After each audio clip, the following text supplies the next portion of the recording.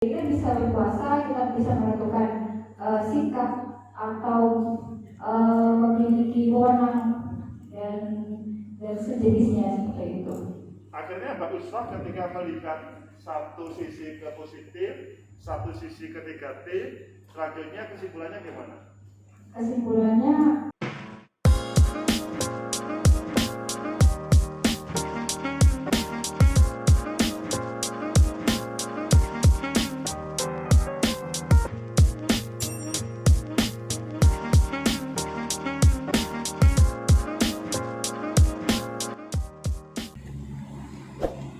Selamat pagi. Hari ini kita ke Jambuluwuk Villa and Cottage di Batu. Berdialog dengan para generasi muda. Karena politik itu bagi mereka sementara ini adalah hal yang negatif. Tapi sebenarnya bagaimana? Kalau mereka ditinggal politik, ya bagaimana masa depan negeri? Maka saya diberi tema, apakah generasi muda itu harus menjadi subjek atau objek politik? Bersama Bagas Bangpol Jawa Timur, kita akan memecahkan untuk generasi muda pewaris sah negeri ini. Ayo kita ke Hall Sumatera. Sebagai pengamat ya biasanya, sebagai mahasiswa atau bahkan pelaku politik di kampus ya, bagaimana kira-kira terkait posisi kita semuanya sebagai milenial di dalam dunia perpolitikan, apakah hanya sebagai objek atau subjek politik ya, nanti akan lebih diperdalam dan disambung oleh pemateri kita yang kedua ya, Mas Agus ya. Mas Agus akan menyampaikan dengan title-nya Pemuda Objek Politik atau Subjek Politik ya, endingnya nanti dengan mau memposisikan diri di mana. Begitu ya. Mungkin langsung saja karena sudah malam ya, dan belakang sudah ngantuk, saya yakin ya itu sudah kebelet pipis itu. Dingin ya? Perlu kopi? Iya. Kalau masih ada sisa kopi di luar ya bisa diambil. Ya, itu ada kopi bukan? Ya, langsung saja mungkin waktu dan tempat sepenuhnya kami persilahkan ya untuk pemateri yang kedua. Untuk teman-teman silahkan mempersiapkan pertanyaannya ya, silahkan ditulis dulu, nanti akan kita akomodir setelah penyampaian materi yang kedua. Waktu dan tempat kami persilahkan. Terima kasih Mas Aziz. Assalamualaikum warahmatullahi wabarakatuh. Sehat semuanya? Alhamdulillah. Terima kasih Mas Aziz, terima kasih Mas Rio yang telah mengantarkan kita, Bapak-bapak, Ibu Bagas Bang yang menyelenggarakan acara ini, dan semua peserta yang sangat saya cintai. Mengapa saya cintai? Ya karena yang akan menjadi pewaris sah negeri ini adalah saudara semuanya. Aplaus untuk saudara semuanya. Karena kita paham generasi tua itu tidak akan pernah bisa tahan lama. Generasi tua itu pasti akan diganti oleh generasi muda. Kita mendengarkan tadi dalam sejarah itu ya yang menghadirkan sejarah itu ya generasi muda, bukan generasi tua. Saya pada kesempatan ini diberi tema pemuda objek politik atau subjek politik. Menarik kan? Objek politik atau subjek politik.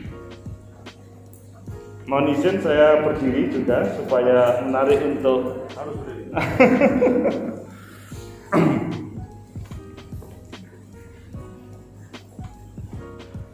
saudara-saudara, pemerintahnya apa ya?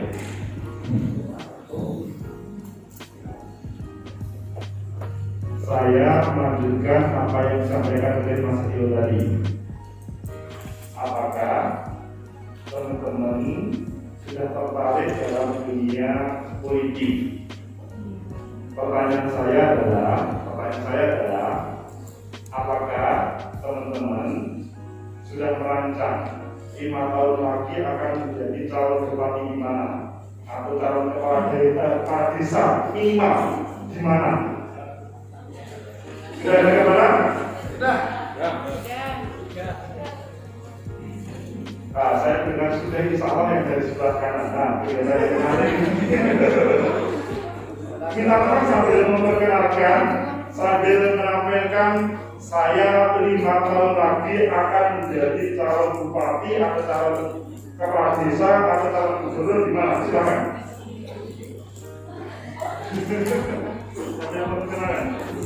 Sambil memperkenalkan. Ya. Bismillahirrahmanirrahim. Perkenalkan nama saya. Berdiri dong, berdiri. Apa dulu? Bismillahirrahmanirrahim. Perkenalkan nama saya Rahma Khofifah. Rahma Khofifah. Sudah seperti gubernur ya namanya ya? Ya silakan. 5 tahun lagi. Harapannya 5 tahun lagi ingin menjadi bupati Tulungagung.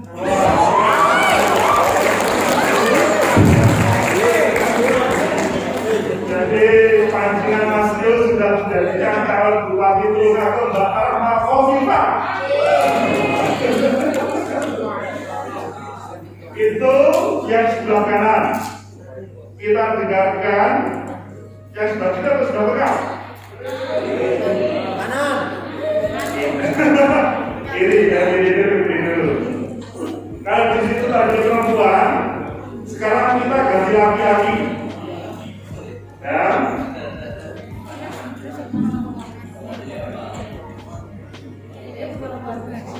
Saya tunjuk atau mau ada yang berpartisipasi? Oke, silakan. Sambil memperkenalkan. Assalamualaikum warahmatullahi wabarakatuh. Nama saya Ahmad Nanda Malaudi. Siapa? Ahmad Nanda Malaudi. Oke, Ahmad Nanda. Ya. Oke. Bisa dipanggil Nanda. Nanda, ya. Untuk 5 tahun ke depan, saya nggak muluk-muluk ya. Saya insya Allah bisa menjadi kebanggaan orang tua. Soalnya kalau kita ada terlalu tinggi untuk mengucapkan itu kemungkinan bisa jadi kalau tidak terrealisasi itu kecewa. Makanya masalah itu yang paling penting adalah kita bisa membagi orang tua lalu dan menjadi generasi milenial yang bisa berkontribusi untuk generasi yang masa khususnya di daerah masing-masing. Mas Nanda rumahnya mana? Saya Surabaya, Pak. Surabaya.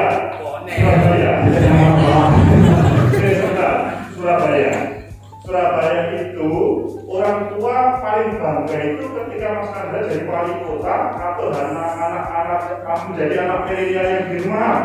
Yang bonek, Pak. Lebih bangga mana? Saya kenapa kok bilangnya bahwa kebanggaan orang tua karena bisa jalan untuk kemana-mana. Entah itu jadi pemimpin kota atau bisa jadi presiden atau bisa jadi wakil Indonesia di PBB gitu. Hari ini sesudah mendengarkan dari Mas Rio tadi, ini kan tadi ada banyak tawaran ya. Kalau kita itu tidak menuju ke satu tempat atau dalam bahasa yang lebih khusus, kalau ada 4 perempuan ini, ya maaf, ini agak kasar ya. Ada 4 perempuan ini, itu kemudian kita nanti takdirnya adalah siapa yang akan jadi jodoh saya nggak mungkin. Harus dituju, itu yang akan saya jadikan jodoh. Kan gitu. Begitu juga tentang calon masa depan saudara, wali kota atau calon gubernur, apa ada? Saya pribadi ingin menjadi wali kota untuk menjadi penerus Bu Risma ini.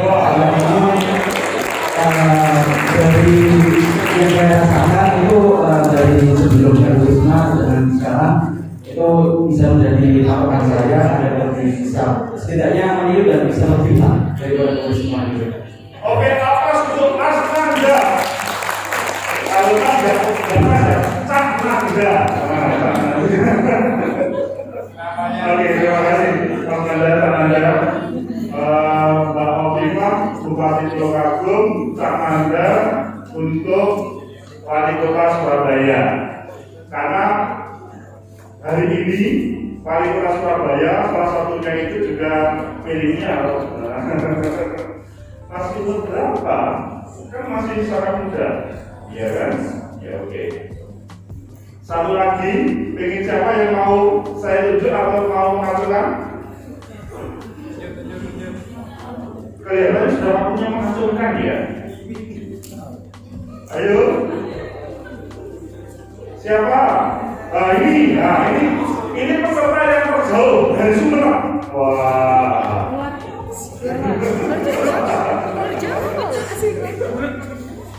Terima kasih. Nama saya Firman, asal kabupaten saya di Sumeneb. Perguruan tinggi Institut Ilmu Keislaman Surabaya. Jadi kelihatan santrinya, ya silakan.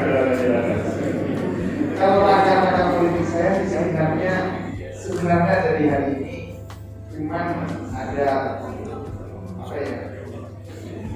ada tidak etisnya ketika saya masuk politik praktis hari ini. Sebenarnya langkah-langkah saya sebenarnya kalau 2021 saya merencanakan bahwa minimal saya jadi sekretaris partai di kabupaten.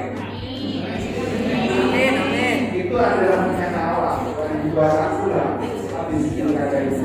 Lalu kemudian setelah saya menjadi sekretaris minimal atau wakil di situ saya melangkah untuk menjadi capres 2024.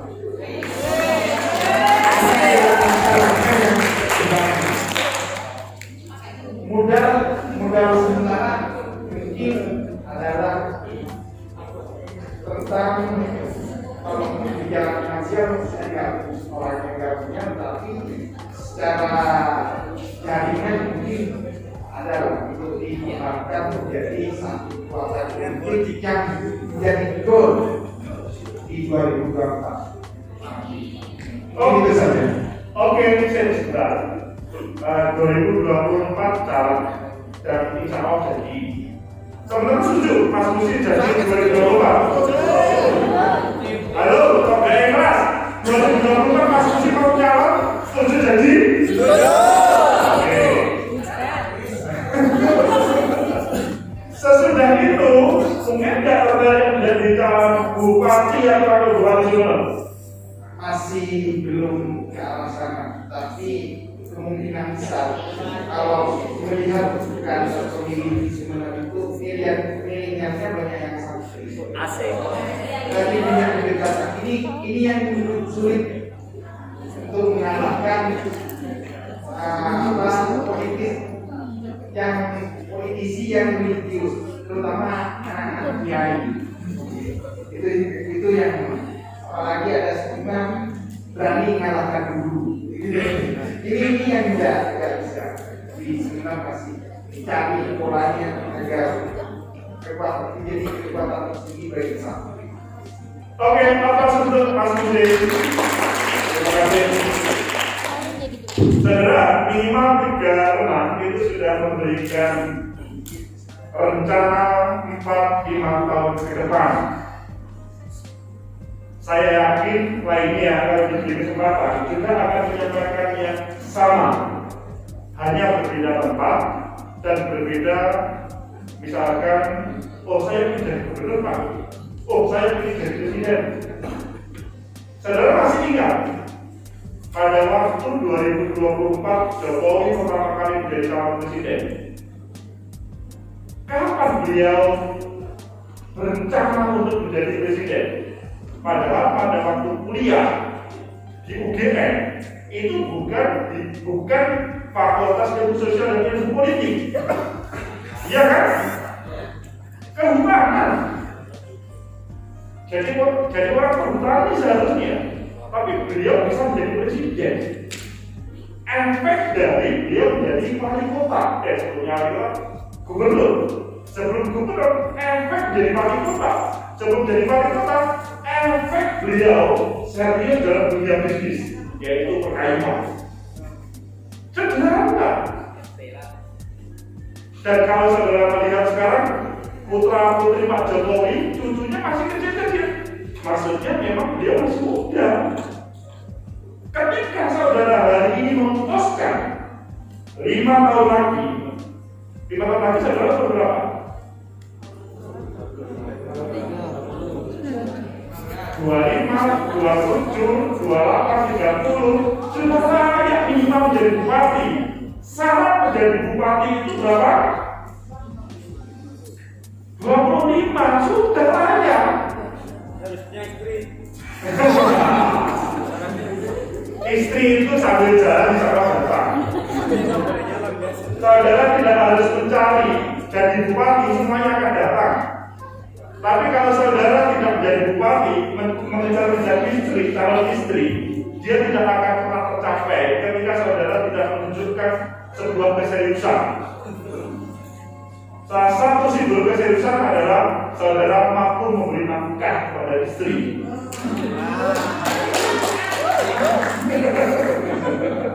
Iya kan? Kalau hanya janji-janji saja, banyak orang yang bisa jadi. Tetapi kalau sudah menjadi pejabat, itu insya Allah memberi nafkah kepada pasangan itu lebih mudah. Saudara-saudara semuanya, di ruangan ini kita ingin menampilkan saudara menjadi subjek politik, bukan objek politik. Saudara pasti sudah memahami apa makna subjek dan objek tersebut. Next. Ini identitas saya tadi ya. Ya, saya itu umur 26 tahun sudah di KPU. Jadi dia sama, tapi memang tujuannya beda aja. Waktu saya 26 itu sudah menjadi anggota KPU Kabupaten. Selanjutnya anggota KPU Provinsi dan sekarang di kampus ya, kita nikmati aja. Next. Ini apa ini? Ini sederhana saja menampilkan apakah saudara-saudara di ruangan ini sudah pernah memberikan hak suaranya. Yang sudah pernah tangannya ke atas. Yang sudah pernah memberikan hak suaranya nyoblos. Tangannya ke atas.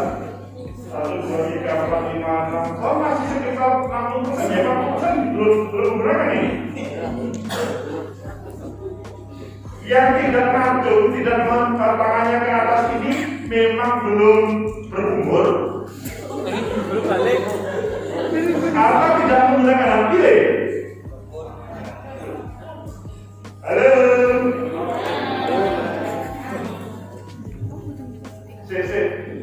Yang tidak menggunakan hak pilih tangannya ke atas. Halo. Sekarang diam. Ini tanda bahwa saudara sudah waktunya menggunakan hak pilih itu hak. Tetapi hak ini seperti hak saudara menjadi yang dipilih. Saudara boleh saja menggunakan hak pilih, tapi tidak wajib. Halo. Kalau saudara tidak menggunakan hak pilih, kemungkinan besar orang yang akan terpilih nanti adalah orang yang tidak sesuai dengan aspirasi saudara. Iya kan? Sangat mungkin saudara ingin, misalkan, Pak saya ingin sebagai putra daerah itu kalau kuliah di luar kota itu mendapatkan beasiswa, misalkan gitu. Ketika saudara tidak menggunakan pilih, maka sangat mungkin tidak ada beasiswa sebagaimana aspirasi saudara. Ketika kita tarik pada wilayah politik sebagai hak menjadi calon bupati, calon kepala desa, calon gubernur dan calon presiden, calon legislatif, ketika saudara tidak mau menggunakan haknya sama, maka yang akan terpilih adalah mungkin orang-orang yang tidak terpelajar. Betul nggak di daerah saudara? Kenapa itu terjadi? Karena orang-orang yang terpelajar terlalu menikmati berputar menjadi PNS, tidak berani berebut menjadi calon bupati atau kepala daerah, atau berebut menjadi apa? Yang lainnya. Akhirnya lupa bahwa sebetulnya saudara itu mempunyai kapasitas menjadi calon bupati. Toh tadi yang dijelaskan Mas Tio tadi ya, masih muda-muda umur 34 tahun jadi presiden. Hebat kan? Dan saudara bisa. Masih ingat Bung Karno? Nanti cerita saya ceritakan nanti Bung Karno. Jadi masih banyak yang mempunyai kesempatan. Dan coba saudara perhatikan bupati sekarang di tempat saudara atau kepala desa di tempat saudara.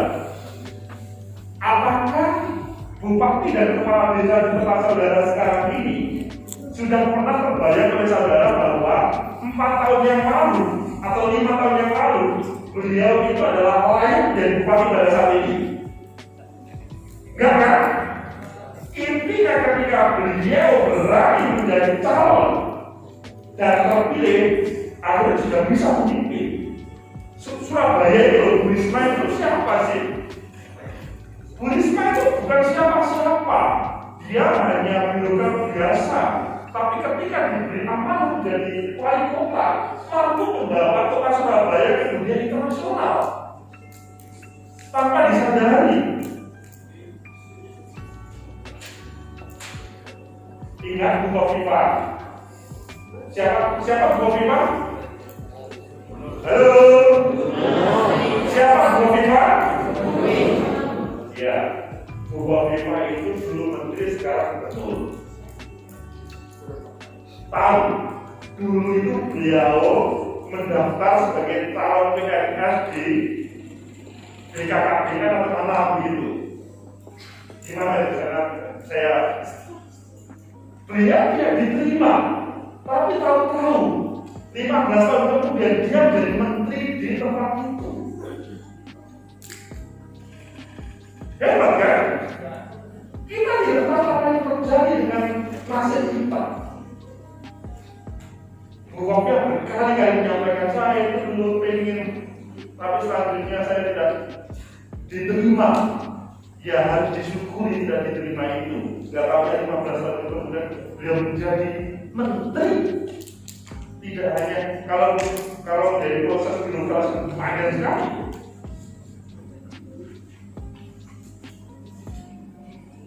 Itulah kepemimpinan yang sebetulnya Bu Kofifa itu tahu-tahu ketika menjadi gubernur sudah bisa bertarung 3 kali di Jawa Timur, kalah 2 kali, dan selanjutnya beliau terpilih. Bisa juga, meskipun pada waktu proses kontestasi awal itu banyak yang mempertanyakan, masa sih perempuan bisa memimpin, masa sih gini-gini, kok bisa?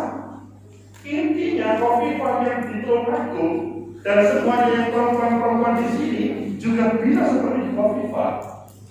Ini Kofifa juga ya, sama-sama Kofifanya. Hanya beda tahun aja. Tahunnya dia menjadi pemimpin 10 tahun lagi. Kofifa saat ini yang Oke, next. Ini wakil gubernur kita yang juga ini. Masih umur 36 tahun sudah menjadi wakil gubernur. Masih umur 30 tahun aku itu menjadi bupati Trenggalek. Mana orang Trenggalek? Halo? Ada orang Trenggalek? Wah, ada yang orang Trenggalek ini.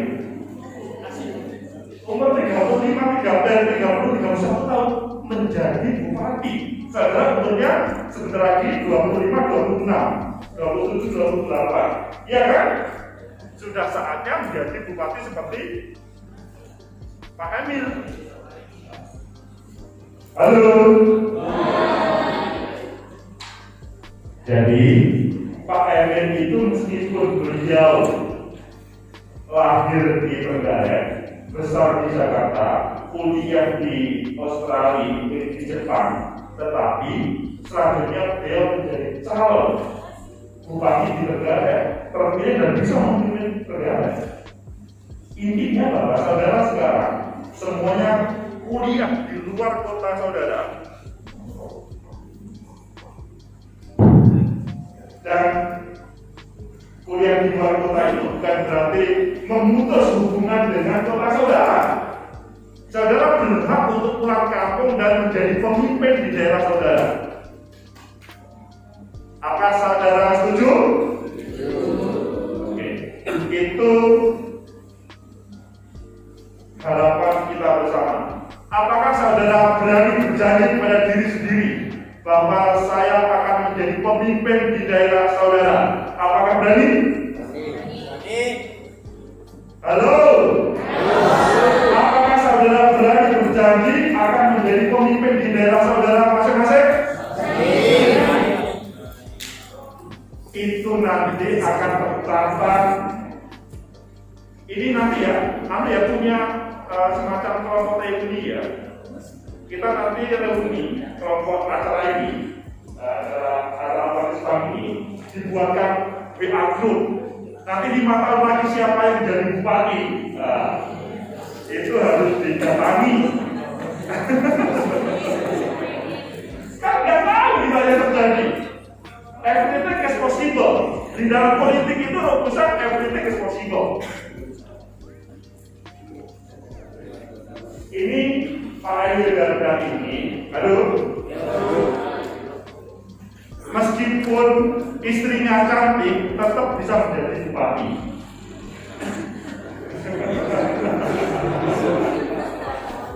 Bagaimana? Karena biasanya kan orang cantik itu biasanya nggak tertarik di dalam jabatan publik. Dia lebih baik tertarik menjadi artis, uangnya banyak, iya kan? Tapi beliau bisa memposisikan satu posisi menjadi pejabat publik, satu posisi menjadi artis dan bisa jalan apa-apa.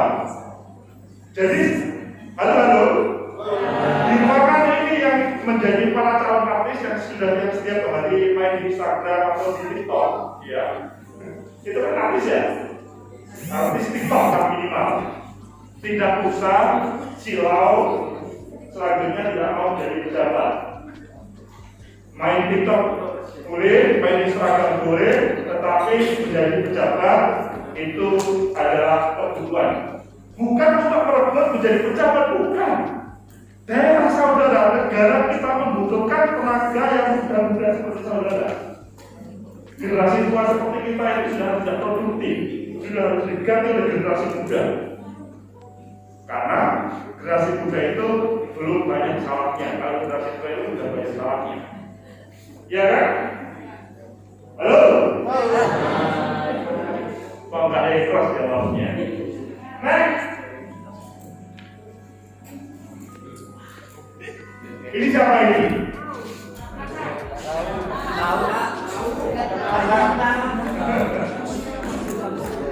Salah katanya. Berapa pendapatannya 1 bulan? 1 juta seperti. Ini kok miliaran ya? 1,14 sampai 4 M. Luar biasa itu. Tetapi saudara, mengelola negeri ini tentunya lebih daripada itu. Seni mengelola negeri ini, mengelola daerah itu lebih daripada itu. Tidak cukup hanya rupiah. Meskipun juga saudara bisa menjadi, misalkan dia YouTuber dan selanjutnya juga menjadi kepala daerah, tidak ada salahnya. Iya kan? Misalkan kalau kita melihat apa itu Pak Emil atau Pak Anies Baswedan atau lain-lainnya, itu juga main, tidak apa-apa. Tapi menjadi kepala daerah juga tidak apa-apa. Kalau misalkan ada pendapatan ya anggap saja itu pastikan, tidak berpikir bahwa itu akan menghasilkan sesuatu, tapi kemudian mendapatkan sesuatu dari aktivitasnya. Aktivitasnya itu hanya menampilkan berbagai program dari kegiatannya ketika memimpin daerah. Jadi tidak usah malu-malu. Jadi saudara, kalau sekarang sudah sering main TikTok, kembangkan saja. Tapi jangan melupakan substansi kuliah saudara. Jangan melupakan bahwa saudara menjadi calon pemimpin di daerah saudara. Itu yang paling penting. Jangan sampai main TikTok aja ini loh. Jangan, itu kreasi kok. Gak apa-apa. Next. Nah ini dulu bisa besar. Bung Karno itu bisa besar itu karena dia menjadi generasi muda. Beliau adalah tokoh yang sangat hebat. Ketika masih umur 26 tahun seperti saudara, 25 tahun seperti saudara, itu sudah menjadi salah satu pemimpin nasional salah satu partai politik. Tetapi kalau Susi tadi masih mau menjadi sekretaris di Sumeneb, ya memang levelnya berbeda, Sumeneb sama Jakarta. Jadi berbeda, karena diakui Bung Karno bahwa Bung Karno lebih luar biasa. Waktu itu umur 25-26 sudah menjadi ketua PNI dan menjadi embrio negara kita merdeka tanpa pemikiran seperti Bung Karno. Coba bayangkan ya, waktu itu kita dalam jajahan Belanda, ya, waktu itu. Dan selanjutnya banyak orang sibuk dengan kesibukannya sendiri tanpa memikirkan nasib negeri ini. Apalagi ketika berhadapan dengan Belanda, resikonya adalah bla bla bla bla bla, banyak apa resikonya. Tapi Bung Karno berani melawan dan selanjutnya bisa memproklamasikan dan kemudian negara kita itu merdeka. Itu berangkat dari generasi muda. Seperti saudara yang ada di ruangan ini. Dia mengatakan, bila aku 10 pemuda, maka akan kuguncang dunia. Halo.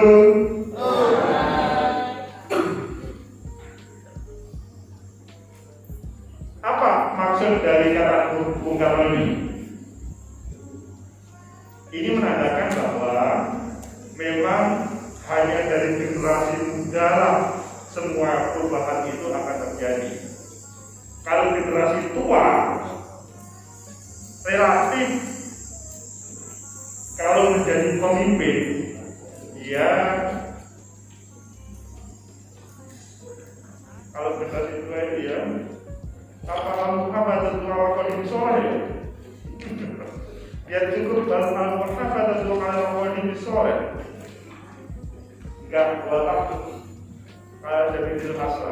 Oke, saudara-saudara, itulah negeri kita yang sudah dimulai diberi contoh oleh Bung Karno dan para yang ditampilkan oleh Mas Dio tadi. Tinggal kita apakah berani melangkah atau tidak. Next, ideologi dunia. Saya menampilkan ini supaya saudara liberalisme, konservatisme, sosialisme, komunisme, fasisme, itu saudara supaya terbuka bahwa negara kita itu di dalam bayang-bayang ideologi dunia ini. Kalau, halo, calon pemimpin itu saudara diamkan, sangat mungkin yang menjadi presiden, gubernur, wali kota adalah mungkin dia komunis, dia orang fasis, orang yang baik seperti saudara tidak menjadi, karena apa? Tidak mau untuk menjadi calon. Jadi jangan disalahkan suatu saat negeri ini akan dipimpin oleh orang yang mempunyai ideologi berbeda dengan saudara ketika saudara tidak tertarik untuk menjadi calon pemimpin. Resikonya adalah masa depan negeri. Itu yang paling membahayakan. Karena kita masih ingat pada waktu 65 baik di luar pro dan kontra ya, bahwa pada waktu itu adalah teman-teman komunisme membahayakan negeri ini. Meskipun kalau perkuliahan saya ngajarin kepada mahasiswa saya bahwa ideologi komunis itu begini, tetapi bahwa faktanya pada waktu 65 itu adalah seperti yang ada dalam sejarah. Sekali lagi di luar dari pro dan kontra yang saudara pahami. Bahwa negeri kita, Tulungagung juga, Banyuwangi, Surabaya dan lain sebagainya, kalau dibiarkan saudara tidak memimpin daerah, berpotensi diambil oleh orang yang punya pola pikir seperti itu. Bisa-bisa kalau dia adalah orang yang sangat liberal, bisa-bisa Tulungagung itu dijual oleh pemimpinnya. Apalagi di Tulungagung banyak tambang apa? Marmer. Menarik untuk menjual Tulungagung itu karena marmernya. Begitu juga pantai-pantainya. Surabaya itu juga sangat mudah untuk dijual kepada orang-orang asing. Karena apa? Dia sentral dari segala-galanya. Kalau dibiarkan Surabaya itu, Mas Nanda, bisa-bisa berbagai perumahan-perumahan itu tahu-tahu yang punya bukan orang Surabaya. Sudah, wah, itu bahaya itu. Bahayanya apa? Tahu-tahu para pemilik sah negeri ini tahu-tahu yang kontrak pada orang asing. Itu yang membahayakan budak negeri. Kenapa? Mungkin terlalu dibebaskan bagaimana menjadi mempunyai hak milik di satu tempat tersebut. Next, kata dari kelompok, halo, ini adalah yang saya tampilkan ada ikhtiar dari iman yuridisnya adalah sebuah permasalahan yang harus dihadapi. Dalam setiap kepemimpinan pasti ini akan muncul dan itu harus dihadapi. Ketika berbeda adat, visi, kepercayaan itu bukan sesuatu yang menjadikan konflik dari kita semuanya atau kita bermusuh-musuhan. Karena sering yang muncul dalam proses kepemimpinan itu Sarah itu sering dipermainkan untuk alat politik. Padahal sebetulnya ngapain sih ngomong-ngomong agama dalam politik? Ya kalau saudara kita percaya dengan agama yang lain dan dia serius ya nggak apa-apa. Kita tahu kok yang bersangkutan akan masuk surga ini, kita akan masuk surga ini. Yang percaya itu nggak apa-apa. Itu karena keyakinan, nggak bisa. Tetapi kalau membangun negeri, membangun daerah itu harus bersama-sama. Karena dia terlihat oleh mata. Nah, permasalahan bangsa juga ini juga seperti sambungan tadi, itu bangsa pas satu negara seperti beberapa suku, negara-negara kemampuan tidak kultural, intinya bahwa berbagai permasalahan yang di negeri ini sangat kompleks yang membutuhkan energi dari saudara untuk memecahkannya. Nah, ideologi nasional, ideologi diterima sebagai semangat dan dasar bersama tentang kebaikan bersama. Saudara, ideologi tadi kita ngomong ideologi dunia ada 4 tipe tadi. Ketika dihubungkan dengan lokal, itu sangat terkait dengan bagaimana di daerah tersebut mau dibawa kemana hubungan antar pemimpin dan orang-orang yang ada di daerah tersebut, dan selanjutnya bagaimana tentang ya seperti kepemilikan yang ada. Kalau itu dibiarkan, sangat mungkin orang-orang selanjutnya tidak mempunyai ideologi sebagaimana yang kita pahami. Kalau kita kan memang ya Pancasila yang berbeda dengan ideologi-ideologi dunia yang kita menuju kepada Pancasila. Next, kekuasaan politik. Kekuasaan dipandang sebagai sejarah yang terdapat dalam proses politik. Ada pendapat di kalangan ada karena bersifat kapus dan berpotensi emosional. Jadi saudara, ngomong kekuasaan. Halo. Apakah saudara mempunyai pandangan negatif tentang kekuasaan? Halo. Iya. Ada yang mau membantu menjawab tentang kekuasaan? Saya tidak mau berkuasa, saya tidak mau memperebutkan kekuasaan karena kekuasaan itu bla bla bla bla bla. Ada yang mau bantu? Banyak mau bantu? Silakan. Silakan. Oke. Asal aja. Assalamualaikum warahmatullahi wabarakatuh. Waalaikumsalam warahmatullahi wabarakatuh. Nama saya Uswatun Hasanul, saya dari UM. Menurut saya, ini asal aja ya Pak ya? Iya. Oke. Menurut saya ketika membahas tentang kekuasaan itu ada hal positif dan negatifnya. Kalau menurut pandangan pribadi saya, yang pertama untuk hal negatifnya mungkin akan banyak godaan, entah itu harta wanita, apaan yang lagi. Oke. Terus yang kedua, positifnya adalah kita bisa membuat suatu permasalahan atau bisa apa ya dalamnya ya kita bisa berkuasa, kita bisa menentukan sikap atau memiliki wewenang dan sejenisnya seperti itu. Akhirnya Mbak Ustaz ketika melihat satu sisi ke positif, satu sisi ke negatif, selanjutnya kesimpulannya gimana? Kesimpulannya belum menemukan kesimpulan sih Pak. Mungkin setelah seminar ini saya mendapatkan kesimpulannya, gitu kan? Terima kasih. Apa Mbak Ustaz sana? Saya mau bergeser kepada para cowok-cowok ganteng di belakang ini. Cowok-cowok ganteng di belakang. Silakan. Apa mau berpendapat tentang kekuasaan? Oh gini, silakan. Asik ya? Seperti mau diapakan gitu loh. Silakan.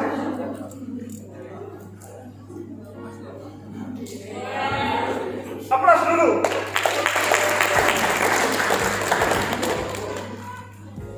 Untuk berbicara tentang kekuasaan, menurut saya di saat kita menginginkan perubahan yang lebih baik, itu maka perlu adanya apa ya? Perkenalan dulu. Masalah. Nama saya Muhammad Marhamdani, saya dari UIN Malang. Ma'ruf Ghani. Muhammad Umar Hamdani. Umar Hamdani. Umar Hamdani itu seperti nama wakil presiden ya? Iya. Mungkin dari kekuasaan, dalam pandangan saya kekuasaan itu adalah bukan lokasi apa ya? Untuk strategis itu, untuk melaksanakan perubahan yang ingin kita laksanakan. Seperti misalnya di mahasiswa itu dikenal menjadi agen of change untuk perubahan yang mana? Perubahan yang menuju ke lebih baik. Nah, untuk perubahan ini jika kita hanya menjadi sektor-sektor yang bawah yang hanya menyuarakan dari demo, itu mungkin kurang apa ya? Kurang efektif mungkin. Nah, perlu adanya kekuasaan itu untuk melaksanakan kepentingan masyarakat, kepentingan rakyat itu dengan lokasi yang strategis, yaitu memiliki dalam kekuasaan tersebut. Seperti itu. Jadi kekuasaan itu adalah dasar dalam penentuan perubahan. Apakah Mas Umar Dhani tidak pernah berpikir bahwa kekuasaan itu negatif sebagaimana Mbak Ustaz tadi kadang-kadang ada negatifnya? Ya, jika kekuasaan tersebut disalahgunakan. Ketika kekuasaan disalahgunakan maka negatif. Tetapi dasarnya Ya, strategi sifat yang strategis untuk adanya perubahan tersebut. Oke, aplaus untuk Mas Umar Dhani. Jadi pada dasarnya kata Mas Umar Dhani, kekuasaan itu bukan negatif tetapi positif. Hanya ada orang-orang yang mulai menyalahgunakan kekuasaan akhirnya negatif. Saya boleh yang satu lagi pendapat yang paling belakang loh. Ini satu kelompoknya perempuan toh. Kenapa sih kumpul perempuan saja? Apakah memang perempuan itu tidak bisa bersatu dengan laki-laki? Bisa. Oh, yang saya kan beda. Siapa yang mau berpendapat? Kalau tidak ada, saya menunjuk. Tapi kan beda. Boleh ketika ada aspirasi dengan ikhlas, silakan. Perkenalkan. Terima kasih Pak kesempatannya. Saya Novita. Kekuasaan politik ya. Politik itu kan luas ya. Saya dari ilmu politik, ilmu pemerintahan visip. Ini kelihatannya sudah kelihatan sekarang wali kota atau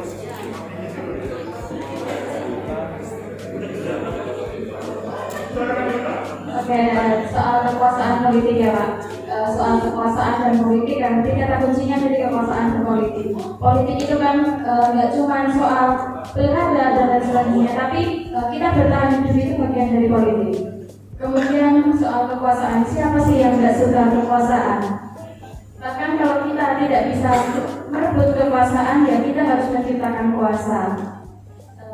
Kemudian kekuasaan politik itu penting, tetapi ketika kita memegang amanah tersebut, seberapa bermanfaatnya bagi orang lain.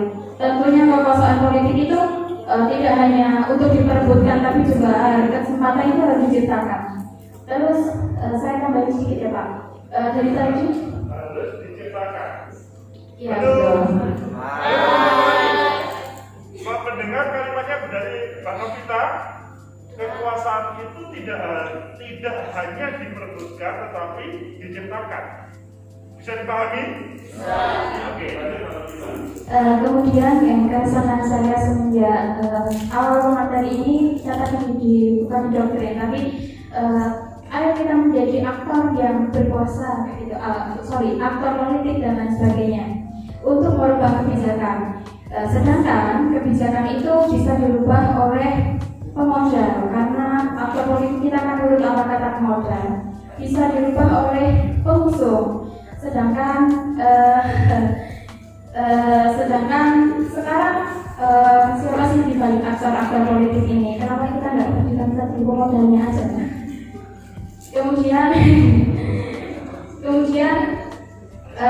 kenyataannya juga tidak hanya diusung oleh pemodal, tetapi kan partai-partai juga banyak yang sudah berbasis firma bisnis ya Pak. Beberapa partai sudah berbasis firma bisnis, bukan mulai dari kelembagaannya, pengorganisasiannya, semua berbasis firma bisnis. Kampanye ke desa-desa, kasih gerobak-gerobak buat usaha, pengorganisasiannya di pusat berbasis firma bisnis. Menurut saya kekuasaan dan bisnis itu politik dan pemodal dan bisnis tidak bisa dilepaskan. Bahkan mereka menstimulus aktor-aktor politik untuk melancarkan bisnisnya melalui kebijakan-kebijakannya. Itu terjadi hanya di Indonesia, di seluruh negeri. Menurut saya di seluruh negeri. Di seluruh negeri. Iya. Apakah di Amerika seperti itu?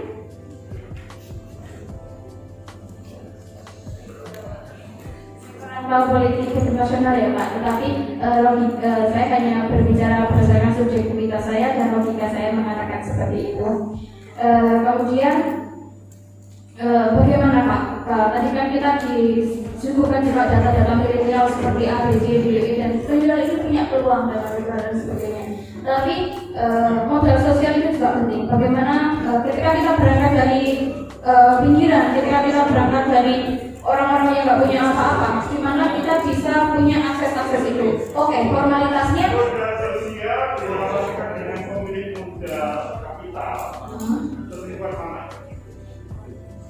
modal sosial sama Kapital. kita tergantung konteksnya Pak. Sepertinya tergantung konteks kejadiannya seperti apa. Kalau modal sosial itu kan banyak. Iya, ini modal sosial. Jadinya dari dosen juga modal sosial. Saya punya lembaga survei modal sosial, sedangkan kapital biasanya lebih ke money seperti itu.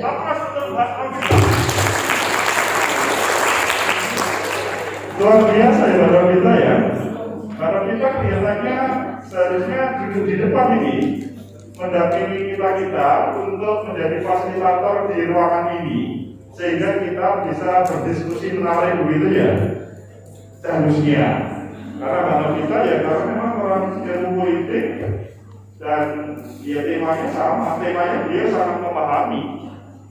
Oke, saudara-saudara, jelas bahwa apa yang disampaikan Pak kita tadi, ketika dihubungkan dengan tema kekuasaan politik, ya, beliau sangat kental berbicara tentang keindonesiaan. Dan yang terjadi di Indonesia saat ini ya seperti yang disampaikan Pak kita tadi. Tetapi pertanyaannya adalah seperti yang saya tanyakan tadi. Halo? Apakah dalam proses demokrasi para pemilik modal itu menjadi hantu bagi kita bersama sehingga kita tidak berani untuk menampilkan diri sebagai aktor-aktor pemilik sah negeri ini? Kalau itu terjadi, kita takut terhadap hantu-hantu itu, atau kemudian kita, wah kita sudah kalah deh dengan para pemilik modal itu, pasti deh, meskipun yang namanya Nanda tadi itu hebat di Surabaya, tapi ketika Nanda tidak dekat para cukong-cukong yang ada di Surabaya, pasti Nanda kalah deh. Wes, kalau begitu Nanda gak usah kalah deh kalau begitu. Apakah harus begitu? Tentu tidak. Karena sementara ini memang yang laku adalah kapital dari para pemilik modal. Tetapi itu tidak akan bisa lama. Suatu saat orang yang mempunyai misalkan kapasitas modal sosial yang luar biasa, dia akan mengalahkan segala-galanya. Jadi sangat situasional memang, tergantung pada daerah atau negaranya. Tetapi saudara pasti bisa membaca bagaimana suasana politik kalau kita membaca pada saat ini 2020, politik lokal yang terjadi di negeri ini. Mungkin yang disampaikan Pak Lovita tadi banyak benarnya. Persis juga yang disampaikan oleh Mas Rio tadi. Ya orang-orang itu kan sangat tergantung pada pemilik modal. Sehingga orang-orang yang seperti saudara Libat itu selanjutnya mudah dikalahkan orang-orang yang tidak sekolah, karena dia dicintai oleh para pemilik modal dan lain sebagainya. Tapi saya pikir Bung Karno pada waktu itu bisa memenangkan negeri ini dengan mengalahkan Belanda sang pemilik.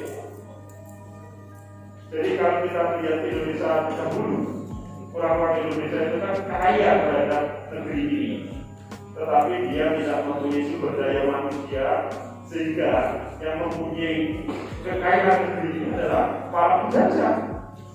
Kita dengan bebas mengekspor atau berbagai barang milik kita itu selanjutnya dibawa ke negara jajah-jajah itu dengan berbagai nama.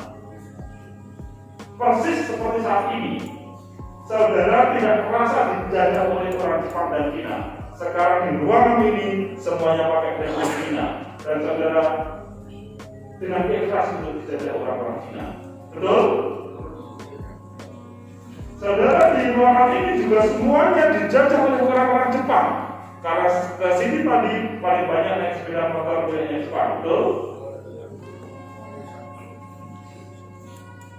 Kapan saudara akan menjajah ke Jepang dan Cina? Dengan produk-produk, bukan dengan membunceng ya. Dengan produk-produk yang saudara hadirkan itu. Akhirnya, kalau saudara bisa menjajah, bukan menjajah seperti dulu. Selanjutnya saudara, ketika dihubungkan dengan para pemilik modal tadi, bisa atasi. Oke, kembali kepada kekuasaan politik yang ada di depan. Next. Ini adalah tema yang kita bicarakan. The power, kekuasaan. Kekuasaan itu, ini sudah bisa.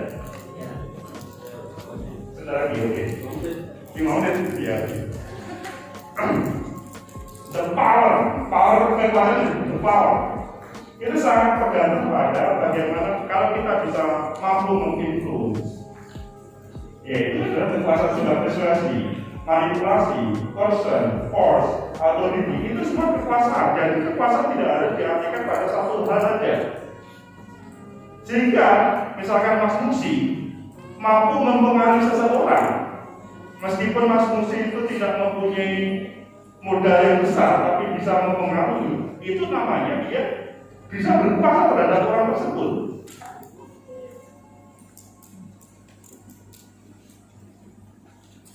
Meskipun Mas Musi bukan bupati Sumeneb, tetapi dia mampu untuk mengendalikan bupati Sumeneb. Sang penguasa itu bukan bupati, tetapi Musi. Bupati itu hanya sebagai pelaksana.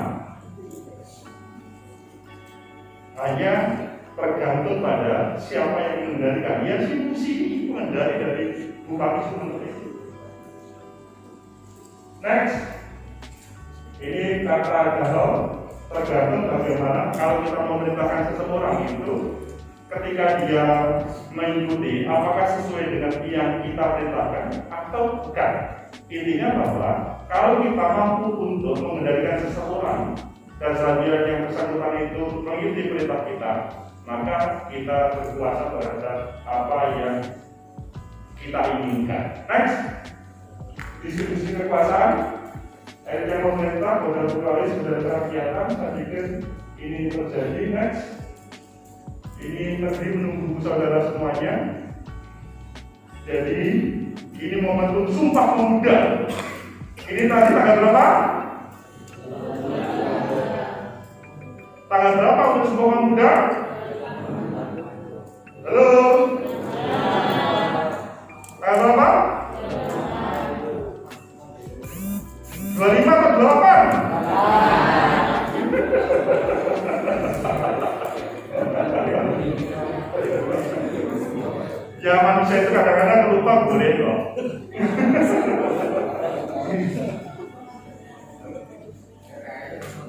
Jadi teman-teman Bagesbang menghadirkan acara ini saudara supaya menjadi para tokoh-tokoh pengganti 28 Oktober 1928 untuk menjadi, kalau waktu itu menghadirkan negeri ini. Sekarang adalah bagaimana mengelola negeri ini. Jangan hanya menikmati perkuliahan tanpa harus melihat dunia luar. Kan ada banyak mahasiswa itu pokoknya kuliah, pokoknya IP tanpa melihat dunia luar. Akhirnya dia kuliah selesai, IP-nya 4 betul, kumlot, tapi sesudah itu mencari pekerjaan nggak dapat apa-apa. Karena apa? Yang dipikirkan hanya satu hal. Padahal negeri ini membutuhkan saudara. Next. Wah, sudah selesai. Oh iya, saya punya YouTube. Handphonenya dikeluarkan semuanya. Halo, saya minta tolong handphonenya dikeluarkan semuanya. Ditulis Agus M. Fauzi Official. Saya nanti cek berapa pertambahannya ya. Di subscribe ya. Akan saya cek sesudah ini berapa yang subscribe. Yang belum memegang handphonenya dipegang ya. Karena ini sangat bermanfaat. Saudara akan mendapatkan di situ setiap hari Rabu saya akan menampilkan materi pengantar ilmu politik. Setiap hari Rabu juga akan menampilkan sosiologi hukum. Setiap hari Rabu. Jadi saudara akan mendapatkan notifikasi itu. Jadi saudara meskipun tidak harus kuliah di FISIP, tetapi mendapatkan materi tersebut. Kalau di hari Senin saya menampilkan materi kuliah pendidikan kewarganegaraan bagi yang umum. Kalau di hari Kamis biasanya saya menampilkan mata kuliah untuk kajian kebijakan pendidikan dan ilmu sosial budaya dasar ini yang sangat umum juga. Semoga ada manfaat. Saya mohon maaf kalau ada hal yang kurang berkenan. Waktu saya diberikan kepada moderator. Assalamualaikum warahmatullahi wabarakatuh.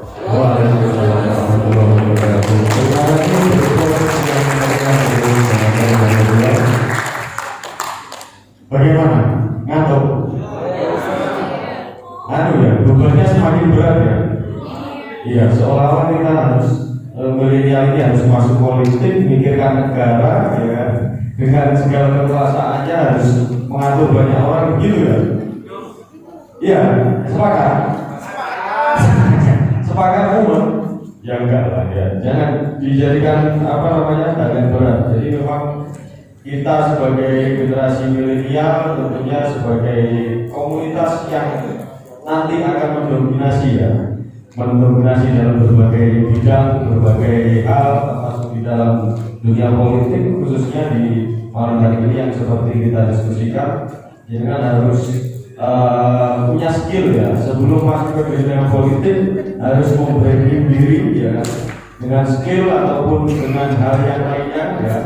Jadi teman-teman sebagai generasi milenial harus mempersiapkan itu semuanya. Oke, baik, terima kasih atas pemaparan materi yang sudah diberikan oleh materi. Untuk selanjutnya mungkin ada sesi pertanyaan ya, sesi tanya jawab. Saya kasih 2 kali kesempatan, 2 sesi. Untuk sesi yang pertama 3 orang, sesi yang kedua 3 orang.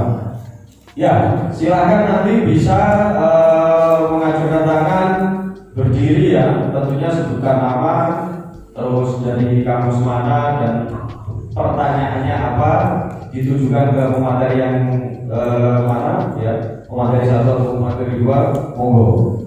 Oke, siap? Hah? Kok ngantuk juga? Siap? Siap. Oke, saya persilahkan bagi yang mau mengajukan pertanyaan. Ayo. Nggak ada ini. Ngantuk ya? Waduh, ngantuk. Saya nggak punya ini ice breaking atau apa ya? Biar nggak ngantuk. Ayo mungkin ya, masnya. Terus ada lagi? Sebenarnya saya ada sedikit kasus ya, di masyarakat, artinya entah itu di generasi milenial sendiri ataupun di masyarakat. Nah, untuk saat ini mungkin saya rasa seperti yang disampaikan narasumber pertama tadi, bahwa untuk saat ini pemilih terbanyak, persentase terbanyak itu adalah generasi milenial. Nah, namun beberapa orang itu menganggap seperti ini, bahwa kurangnya seperti yang saya bahas di awal, bahwa kurangnya minat politik generasi milenial sekarang untuk menjadi aktor di masyarakat. Yang pertama di desa, karena saya kebetulan adalah dari desa, yang saya ingin minta pendapat dari bapak-bapak yang ada di depan terkait kajian kasus-kasus seperti ini. Sebagaimana kita lihat bahwa sebenarnya hari ini kontestasi politik yang terjadi, bahwa kita tidak memungkiri bahwa siapa yang bisa memberikan masukan kepada kita, setiap rumah, setiap individu yang paling banyak itu yang akan menjadi pemimpin di satu daerah tersebut. Bahkan belum tentu juga orang yang bisa memberikan dampak positif terhadap lingkungan di situ, belum tentu dia bisa menjadi seorang pemimpin atau menempati kekuasaan tertinggi di suatu daerah tersebut. Demikian, itu mungkin dari saya dulu. Nanti apabila mungkin ada jawaban dan saya disingkat menyangka dulu. Terima kasih. Nama saya Teguh. Nama saya Teguh dari Unma. Iya, terima kasih. Mas Teguh, terima kasih.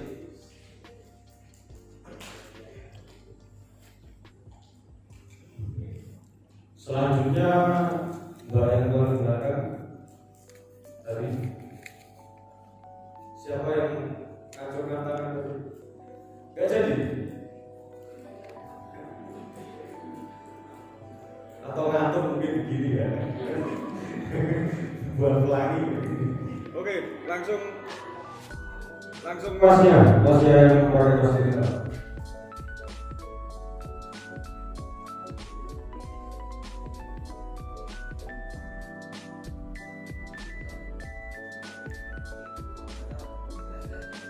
Terus mungkin dulu saja nih, soalnya ini.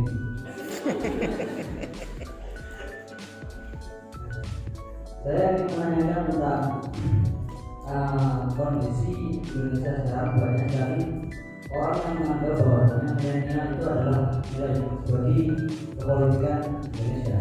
Nah, tapi dalam kondisi sekarang ini banyak bermunculan orang-orang yang menganggap orang-orang milenial yang memberanikan diri dengan hanya nama tenar, lalu kondisi keluarga dan yang lain-lain untuk maju ke sektor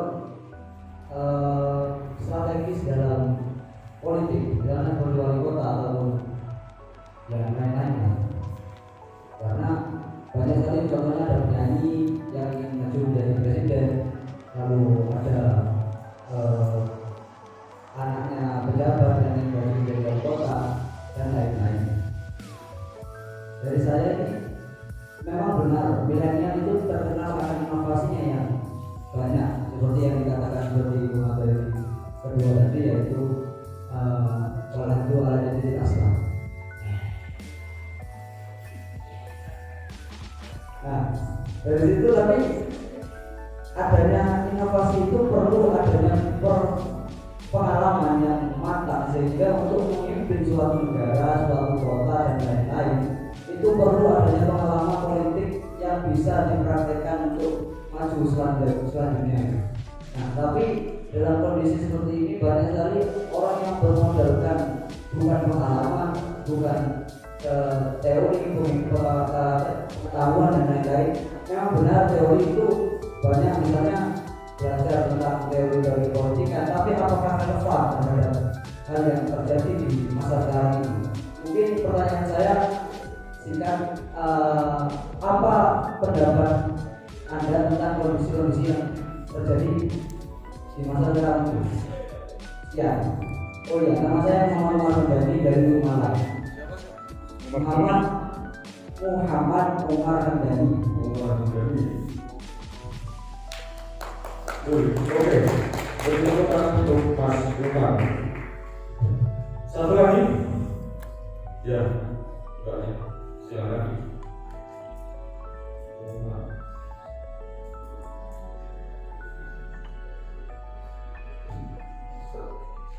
Assalamualaikum warahmatullahi wabarakatuh. Nama saya Anissa Fauzia dari UI Malang. Saya ingin bertanya, apakah dari segi emosional kaum milenial itu sudah ideal untuk menjadi aktor politik? Karena seperti bisa kita bayangkan bahwa dari segi emosional masih kadang belum stabil, dan bisa saja ketika kaum milenial dengan emosi yang belum stabil menjadi pemimpin, maka ada kemungkinan untuk bisa disepir atau disepir oleh tokoh-tokoh atau aktor-aktor politik yang sudah berpengalaman. Itu saja, terima kasih. Wassalamualaikum warahmatullahi wabarakatuh. Waalaikumsalam. Terima kasih untuk sesi pertama. Saya batasi 3 pertanyaan ya. Kita harus tahu isu apa. Kenapa orang memilih penting memilih kita? Orang itu harus tahu itu. Anda mencalon ketua BEM, calon kepala desa, kamu harus tahu, harus bisa menjelaskan kenapa saya harus terpilih dan penting buat para pemilih. Itu dulu berangkatnya. Kemarin saya ngisi sekolah politik di satu institusi. Saya bilang begini, saya pernah punya klien.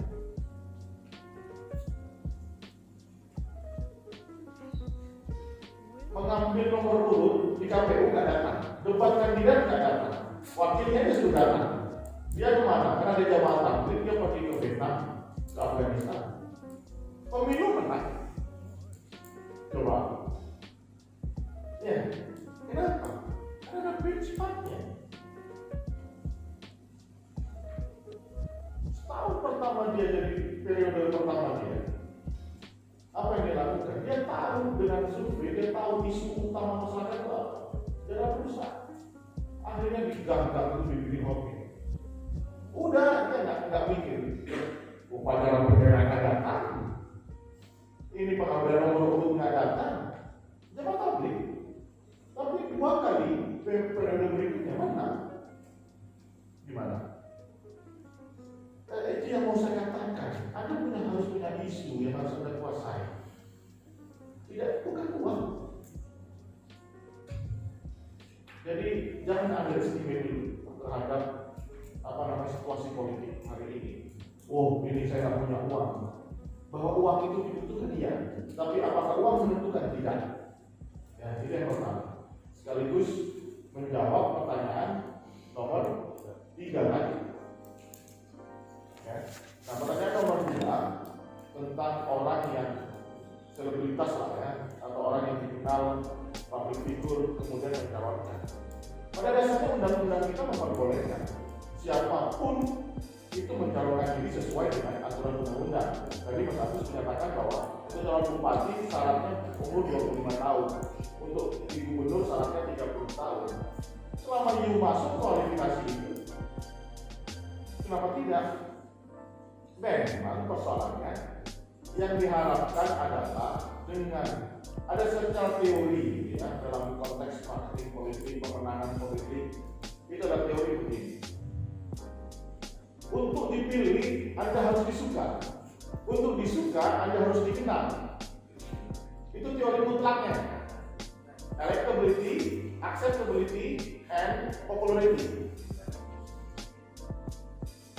Untuk dipilih, Anda harus disuka.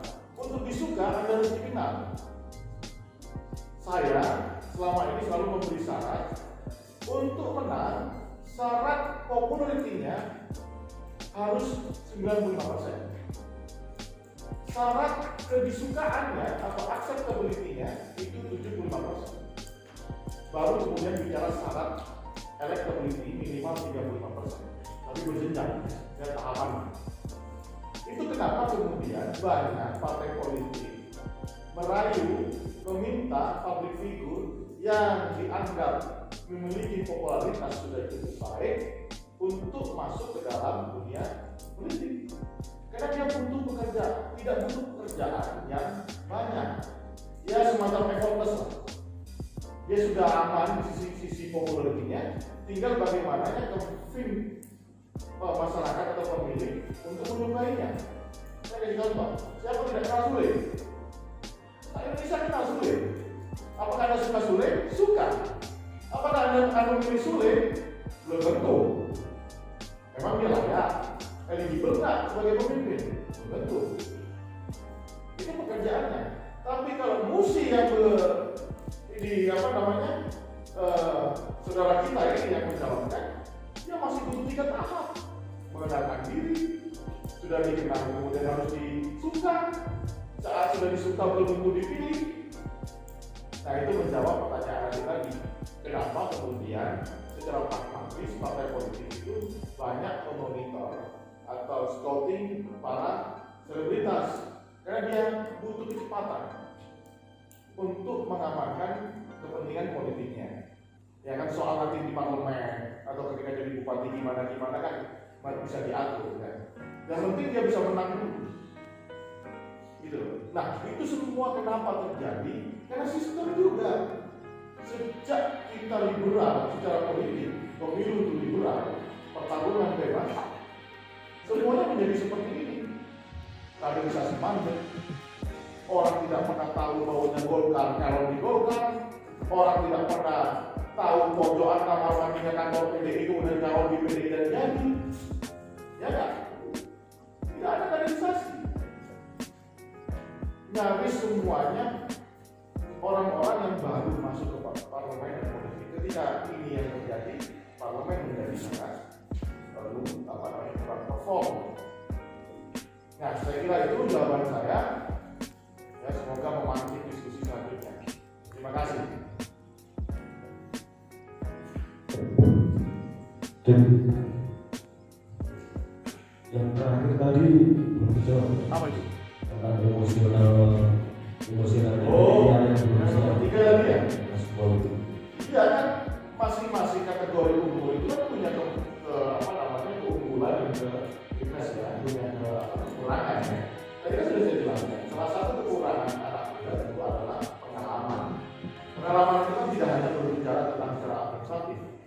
bagaimana bagaimana dia memimpin satu organisasi yang sangat besar seperti kabupaten atau gubernur. Tetapi undang-undang kita itu memberi celah apa staf-staf khusus yang bisa diangkat untuk memberikan masukan, adjustment, kemudian nasihat, pertimbangan. Anak muda tidak harus, ini saya lupa tadi saya katakan, anak muda tidak harus menguasai satu isu, semua isu. Anak muda yang hebat adalah anak muda yang hebat di satu isu. Ya. Anak muda yang hebat adalah anak muda yang hebat di satu isu. Anda kuasai sampai dalam. Bukan Anda harus tahu semua isu. Bahwa Anda bukan orang politik, menjadi pejabat politik, itu bukan satu masalah. Justru kalau Anda anak kehutanan, ini satu isu yang bagus. Bagaimana kemudian Burhan Abdullah, seorang profesor kehutanan, menjelma menjadi bupati yang luar biasa, buat satu kota kecil yang kalau hujan itu banjir, kalau kemarau itu kekeringan, bantayan. Dan sekarang jadi gubernur di Sulawesi Selatan. Memang dia bukan milenial, tapi setidaknya begini yang ingin saya katakan. Ketika milenial masuk ke ruang politik dan sebagai aktor, ada satu harapan di mana milenial ini yang masih dosanya secara politik itu tidak terlalu banyak. Mungkin pakai bahasa gitu, masih nol. Sehingga idealisme itu benar-benar membara. Nah itu yang diharapkan. Selain tentu inovasi, kreativitas. Hari ini siapa yang menguasai teknologi? Ya, coba. Apapun perusahaannya, apapun produknya, saya punya kafe. Ya saya harus shifting ke sistem pembelian, misalnya pakai billing system, kemudian saya harus main Instagram juga. Nah, semua itu hari ini konteksnya ada dalam diri milenial. Nah dengan kesamaan itu diharapkan pemerintahan itu jauh lebih modern, lebih inovatif. Seperti kucing naik ke atas. Saya kira begitu deh jawabannya ya. Semoga memuaskan. Terima kasih. Iya. Terima kasih Mas Ringo. Untuk selanjutnya langsung akan dijawab oleh Mas Agus. Pertanyaan tidak begitu lagi ya, langsung dengan jawab. Waktu dan tempat Agus silakan. Terima kasih Mas Aziz. Saudara-saudara, pertama saya mengucapkan terima kasih karena tambah 31 subscriber pada malam hari ini. Saya datang itu dengan membawa 1529 subscriber. Hari ini saat ini subscriber saya 1560. Jadi tambah 31. Terima kasih.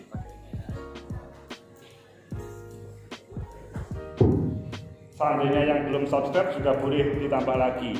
Toh katanya Atta Halilintar, subscribe itu nggak bayar gitu loh. Oh iya, Atta itu selalu begitu. Subscribe itu nggak bayar, tapi dapat bonus notifikasi setiap terbit. Sebagaimana pertanyaan tadi dijawab oleh konten saya pada 3 minggu yang lalu. Saya nggak punya ketika pakai politik uang, bagaimana? Lah, itu pada 3 minggu yang lalu saya menampilkan konten potensi diskualifikasi calon kepala daerah. Di situ di Undang-Undang 10/2016 itu disampaikan tentang diskualifikasi. Intinya bahwa pertanyaan tadi, kalau seseorang politik uang itu meskipun terpilih tinggal pelantikan bisa didiskualifikasi. Jadi saudara yang tidak punya uang menang tanpa harus berdarah-darah, karena saudara cukup bermodal melaporkan politik uang yang terjadi. Pertanyaannya adalah, apakah saudara berani melaporkan dan menjadi saksi proses itu semuanya? Halo? Apakah saudara berani melaporkan dan menjadi saksi pada proses ketika ada politik uang? Berani atau tidak? Halo? Kalau saudara berani, maka itu adalah cara mudah untuk menang di pilkada tanpa harus berdarah-darah. Biarkan lawan politik uang. Cukup saudara bermain di meja hijau, saudara akan memenangkan. Kalau di dalam pilkada itu memang syaratnya harus terstruktur, masif dan sistematis. Apa definisi terstruktur, masif dan sistematis itu? Politik uang terjadi di 50% daerah atau kecamatan yang ada. Kalau itu terjadi, dipastikan dia terpilih tetapi tidak dilantik. Itu Undang-Undang 10 2016. Selanjutnya dalam konten 2 minggu selanjutnya, dalam bahasa sekarang konten 1 minggu kemarin, itu saya menampilkan judulnya. Jadi kalau saya itu kan setiap minggu pasti menampilkan konten-konten selain mata kuliah ya. Saya selalu menampilkan konten-konten yang update terkait dengan politik lokal pada saat ini, karena yang hot sekarang adalah politik lokal. Konten saya adalah rekor diskualifikasi calon kepala daerah, siapa menyusul. Ini adalah pertama kali Ogan Ilir itu calon kepala daerah didiskualifikasi dalam proses ini. Dan itu bisa terjadi di banyak tempat. Di 2018 itu di Jayapura, di Makassar, di beberapa tempat lain, itu banyak yang didiskualifikasi. Sebagaimana yang yang terjadi di Ogan Ilir pada 2 minggu yang lalu. Jadi, saudara, kalau memang tertarik dalam proses kontestasi pilkada, tidak usah takut. Regulasi itu sebetulnya sudah relatif cukup untuk sebagai alat saudara. Tergantung saudara berani atau tidak untuk memproses itu semuanya. Yang kedua, jawaban terkait dengan Pak, terkait yang jadi calon itu kan yang tidak punya prestasi. Kami yang berprestasi kok kemudian tidak bisa menjadi calon. Itu masalah yang harus saudara jawab. Saudara itu melihat prestasi itu masih pada definisi misalkan 6 atau IP yang bagus. Tidak mengkategorikan berkomunikasi yang baik itu sebuah prestasi. Lobby yang baik itu sebuah prestasi. Jadi kita sering salah dipahamkan terkait dengan perkuliahan kita. Orang yang berprestasi hanyalah orang yang kumlot. Padahal orang yang kumlot itu biasanya maksimal menjadi pekerja. Pekerja itu ya pegawai. Tetapi kalau orang yang IP-nya biasa-biasa, banyak yang menjadi pemimpin. Mengapa itu terjadi? Karena dia mampu untuk menampilkan prestasi di dunia lobby, dunia komunikasi, dan dunia-dunia lainnya yang tidak ditampilkan dalam akademis kita. Sehingga mulai malam hari ini silahkan untuk berprestasi tidak hanya di akademik saja. IP boleh baik, tetapi komunikasi lobby harus baik. Membuat jejaring harus baik. Dalam dunia selebgram, TikTok juga baik. Jadi nggak usah ditinggalkan, dijalani semuanya aja. Karena itu adalah potensi-potensi yang bisa mendukung kekuatan saudara pada masa akan datang. Selanjutnya pertanyaan yang ketiga dari Mbak Anissa tadi, Mbak Anissa Fauzi ya. sama nama saya, jadi saudara kita ya. Saya kan Pak Uzi juga. Jadi terkait dengan apa? Kalau generasi muda itu nanti takut disetir dan lain-lainnya, itu normal. Dalam dunia politik, anak muda itu relatif tidak diakui oleh generasi tua. Persis seperti saudara, meskipun sudah kuliah, sudah bisa naik sepeda motor atau mobil, orang tua itu takut terhadap saudara, itu luar biasa. Saudara dianggap seperti masih anak SD dahulu di keluarga. Apakah begitu? Itulah yang terjadi antara generasi tua dan generasi muda. Yang lebih tepat adalah saudara sebagai generasi muda, maka cukup menghormati apa yang menjadi pandangan generasi tua tersebut. Ketika mereka dihormati, maka semuanya akan jalan. Dalam filosofisnya orang Jawa, saudara-saudara, di pangku mati. Orang tua kalau saudara pangku, di pangku itu dihormati, tidak pernah dilawan, dihormati. Itu pasti mengikuti saudara. Sehingga ketika yang bersangkutan, generasi tua itu mengeluarkan nyetir saudara, intinya pokoknya harus mengikuti. Saudara enggih meskipun orang kepanggih, itu orang tua itu selanjutnya akan mengikuti saudara. Semoga ada manfaat, semoga menjadi jawaban. Saya kembalikan kepada moderator. Ya, terima kasih, beri aplaus sekali lagi untuk jadi semua persoalan yang diajukan teman-teman insya Allah sudah selesai ya? Atau ada yang mau nambah pertanyaan lagi? Gak ada. Cukup. Oh, mbaknya yang di belakang. Mbak Novita. Mbak Novita ya? Ya, mungkin bisa tambah satu pertanyaan lagi. Itulah materi bagaimana generasi muda apakah akan menjadi subjek atau objek dalam kehidupan berpolitik. Awalnya mereka itu pesimis melihat masa depan perpolitikan di negeri ini karena politik uang, dominasi politisi yang ada di elit, dominasi orang tua, itu mereka menjadi pesimis awalnya. Tapi sesudah itu mendapatkan materi ini, mereka optimis melihat masa depan perpolitikan negeri ini.